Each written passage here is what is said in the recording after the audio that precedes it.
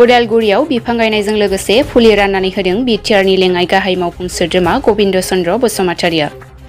बे समाव बुहुमाव थानाय जिब-जिबि दाउसिन दाउमाजों लोगोसे मानसि दुमसि जिब जुनार आरो आबहावाया गुबुंले जालांनाय थासारिया सानफा एफा बांबोनो हमगासिनो दं।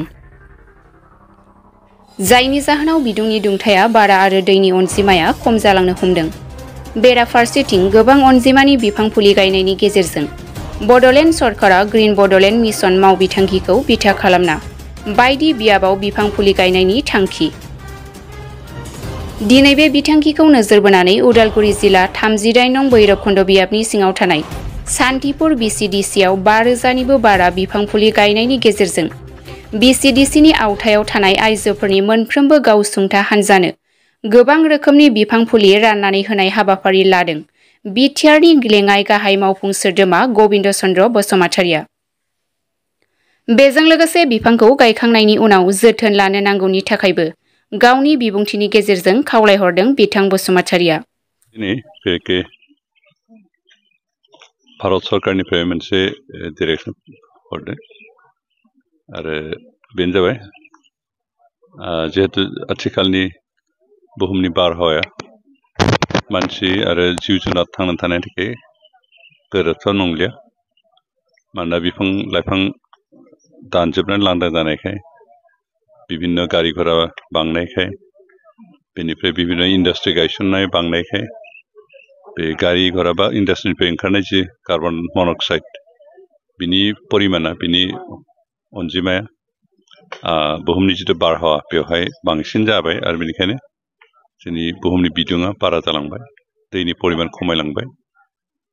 बेनिखायनो मानसि आरो जिब जुनार थांना थानो थाखाय खोब बारा उपजुक्त नंलिया। आरो बे हयथ' बेबायदि कन्टिनिउ जाबाय थायोबा हयथ' खोब बारा 15-20 बोसोरसोनि उनावनो बुहुमाव जिब जुनार गोब्राब जानाय दुलाराय बुहुमनि सुबुंफ्रा दैदेनगिरिफ्रा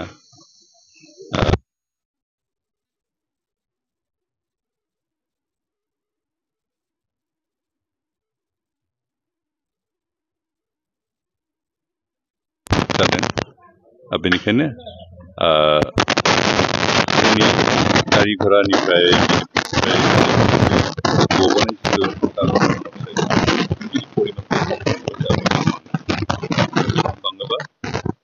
अखा बारा होगोन, अखा बारा हायो जोंहा दैनिबो आंखाल जानाय नङा। ओमफ्राय मानसि थांना थानायनि मोनसे बारहावायाव मोनसे बेलेन्स फैगोन, इक'लजिकेल बेलेन्स। आरो बेखौ सिन्था खालामनानै दिनैनिफ्राय ओरैनो गथै बुहुमाव 5 जुनखौ वर्ल्ड इनभाइरनमेन्ट डे हिसाबै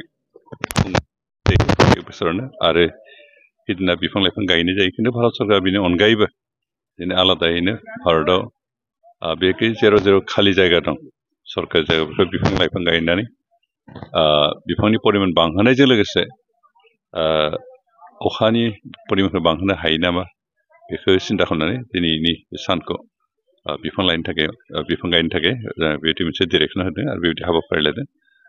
दिनै बे हाबाफारिजों लोगो जानानै दिनै जों बिटिआर ओनसोलावबो बिफां गायनाय हाबाफारिखौ जागायदों। बेनिखाय जोंनि बिटिआर सरकाराबो ग्रिन बड'लेण्ड मिशन होननाय मोनसे हाबाफारि लादों आरो बेनि गेजेरजोंनो जों बिटिआर ओनसोलनि जेराव जेराव खालि जायगा दं, सरकारि हा दं, बेफोर बिफां बायदिसिना गायनानै मोनसे लोगोसे बिनि बारहावाखौ मोजां खालामनाय लोगोसे मानसि थांना थानायनि उपजुक्त खालामनो हानाय बेबायदि मोनसे परिबेखखौ जों लाबोनो नाजादों। आरो बिनि पार्ट हिसाबै जों बे सान्तिपुर जिथु कमिउनिटि हल बे फिल्डआव बिफां लाइफां गायनायनि हाबाफारि लादों।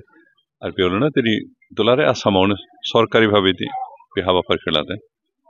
जों आसा खालामदों जे बे हाबाफारिखौ जों साक्सेस खालामनो हायोब्ला अन्तत जोंहा दुलाराय ओनसोला सोमखोर महर लागोन, अखानि बिबाङा बांगोन, दैनि परिमाणा बांगोन, ओमफ्राय कार्बन मन'क्साइडखौ कन्ट्रल खालामनो हानाय जागोन। दिनै बुहुमनि जिथु बारहावा बे जिब जुनार आरो मानसि थांना थानो थाखाय उपयोगि जागोन। दिनै बेखौनो मावनो थाखाय बे हाबाफारिखौ लानाय जादों। आसा खालामदों बे साक्सेस जागोन। बेखौनो खावलायदों जे जायफ्रा बेखौ दिनैनि बे हाबाफारिनि गेजेरजों जोंनि सेल्फ हेल्प ग्रुपफोरनो बा सोरबा इन्डिभिजुवेलनोबो जायफ्रा इन्टारेस्टेड बिथांमोननि बिफां फुलि रानना हरनाय जागोन आरो बिथांमोना जाहाथे थिग मथे गायनानै जोथोन लायो। जास्ट लांनानै गायनायल' नङा, बेखौ जोथोनबो लानांगोन। माबाफ्रा जाहाथे बोरमा अमाफ्रा मोसौफ्रा जाहाथे जानानै नस्थ' खालामा बिनि थाखायनो बे फेन्सिं होनाय बेब'स्था खालामनांगोन बेनिफ्राय सम सम दै लुनाय हासार होनायनि बेब'स्था खालामनांगोन अब्लासो थांना थागोन दा बिफाङा थांनानै थायोब्ला जोंहा बे मा बुंगोन इक'लजिकेल बेलेन्सथ' लाबोगोनासो बिनि अनगायैबो जों बेखौ दाननानै गिदिर जायोबा दानना फाननो हानायनि जोंनि इक'नमिक माबाखौबो जों जोंनि रांखान्थि हालोदखौबो गोख्रों खालामनो हागोन जोंहा बेबायदि मोननै लाब जागोन बेनिखायनो जायफोर लांगोन बिथांमोना जाहाथे मोजाङै जोथोन लायो मोजाङै फेदेरो आरो नांगौबा जोंहा फरेस्ट डिपार्टमेन्ट गोबां फुलि दं बिथांमोननिफ्राय बिनानै लायनाय जाहाथे गायदेरो आं बेखौ खावलायबाय